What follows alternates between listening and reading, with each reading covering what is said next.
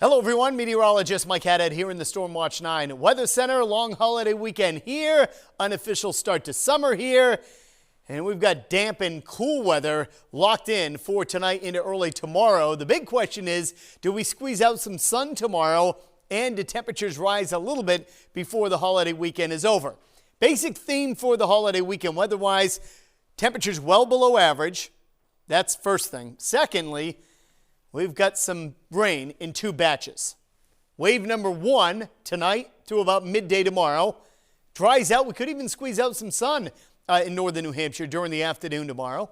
And then wave rain number 2 digs to the south and then slowly builds up in our direction for the second half of the weekend on Sunday and lingers into Memorial Day itself on Monday. And along with the wet weather, temperatures well below the norm, running only in the upper 40s to lower 50s for many during the day tomorrow. So, as mentioned, best chance of rain for tonight, central and southern New Hampshire. That's right, if it ever moved its way into the White Mountains, it'd be cold enough for some snow there.